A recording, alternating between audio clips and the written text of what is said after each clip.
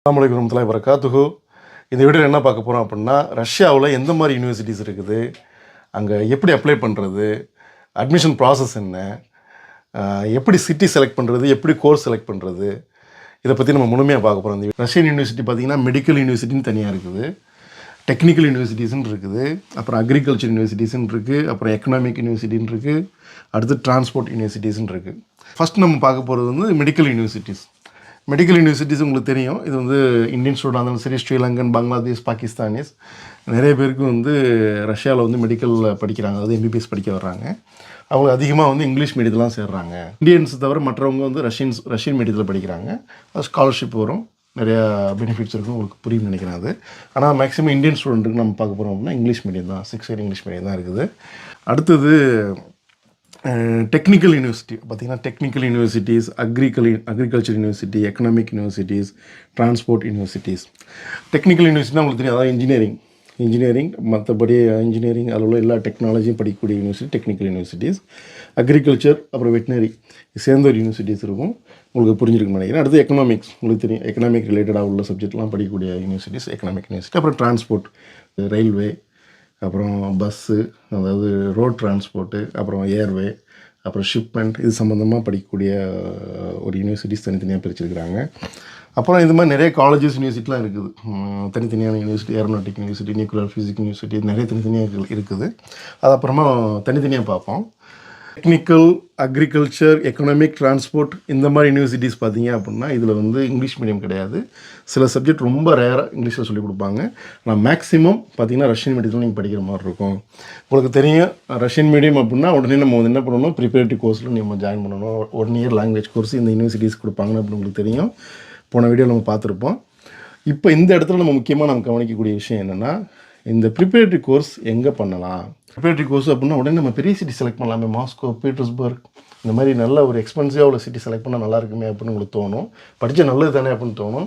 அங்கே தான் நீங்கள் தப்பு பண்ணுறீங்க, அப்படி கிடைக்கக்கூடாது. சரிங்களா? ப்ரிப்பரேட்டரி கோர்ஸ் படிக்கிறது எப்படின்னா, நீங்கள் சின்ன சிட்டிலையும் படிக்கக்கூடாது, பெரிய சிட்டிலையும் படிக்கக்கூடாது, மீடியமாக உள்ள சிட்டியில் தான் படிக்கணும்.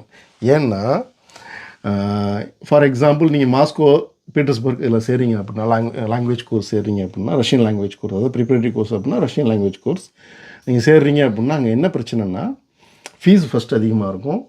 அடுத்தது நீங்கள் லாங்குவேஜ் வந்து நீங்கள் ப்ராக்டிக்கலாக கற்றுக்கிறது சிரமமாக இருக்கும். ஏன்னா ரொம்ப ரோபோட்டிக்காக இருப்பாங்க அங்கே உள்ள மக்கள்லாம், பேசவே மாட்டாங்க. ஹாய்ன்னு சொன்னால் கூட அப்படியே கண்டுக்காமல் போயிடுவாங்க. அவங்கள்ட்ட போய் என்னது பேச போகிறீங்க, கம்யூனிகேட் பண்ணுறது ரொம்ப சிரமமாக இருக்கும்.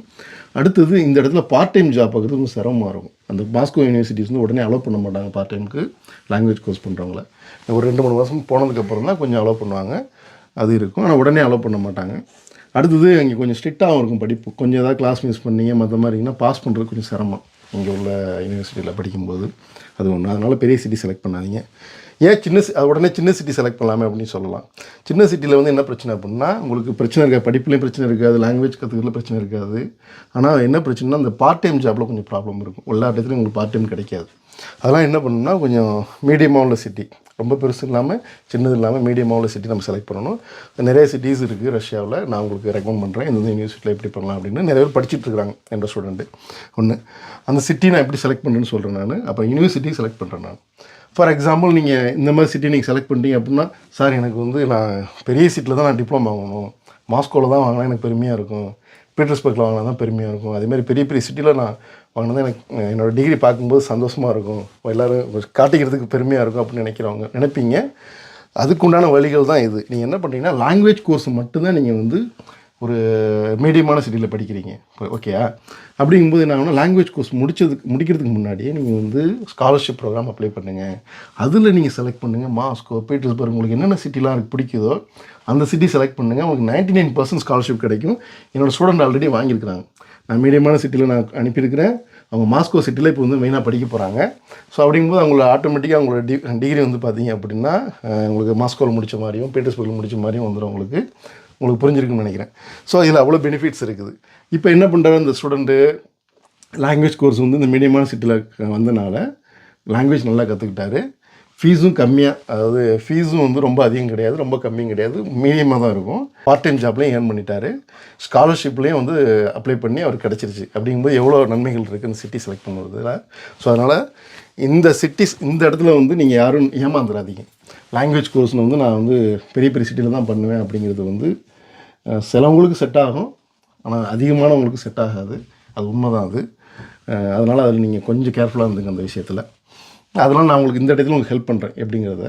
ஓகேங்களா? சிட்டிஸ் எப்படி செலக்ட் பண்ணுறது, எப்படி யூனிவர்சிட்டி செலக்ட் பண்ணுறது, எந்த மாதிரி கோர்ஸ் செலக்ட் பண்ணால் நல்லாயிருக்கும், அதெல்லாம் உங்களுக்கு ஹெல்ப் பண்ணுறேன். ஒன்று ஓகே.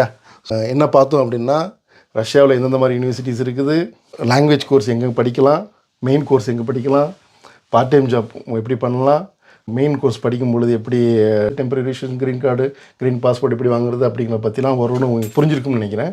இனிமேல் வரக்கூடிய வீடியோக்களில் ஒவ்வொரு யூனிவர்சிட்டிஸும் எப்படி அட்மிஷன் போடுறது, அங்கே ப்ராசஸ் மாறுபடும். ஃபார் எக்ஸாம்பிள் மெடிக்கல் யூனிவர்சிட்டி இருக்குது அப்படின்னா ஒரு யூனிவர்சிட்டி பேரை மென்ஷன் பண்ணி இங்கே இந்த யூனிவர்சிட்டி எங்கே இருக்குது, இதோட ஹிஸ்ட்ரி என்ன, இதில் வந்து எப்படி அட்மிஷன் போடலாம், எத்தனை இந்தியன்ஸ் படிக்கிறாங்க, எத்தனை ஃபாரினர்ஸ் படிக்கிறாங்க, இதோட சீட் எத்தனை சீட் லிமிட்டடாக இருக்குது, எத்தனை சீட் இருக்குது அவங்க அலாட் பண்ணியிருக்கிறாங்க, இது மாதிரி டீட்டெயில்ஸை நம்ம கொஞ்சம் டீப்பாக ஒவ்வொரு யூனிவர்சிட்டி பற்றி பார்க்கலாம். தொடர்ந்து பாருங்கள். என்னோடய வீடியோ உங்களுக்கு ரொம்ப பிடிக்கும். அஸ்ஸலாமு அலைக்கும் வரஹ்மத்துல்லாஹி வபரகாத்துஹு.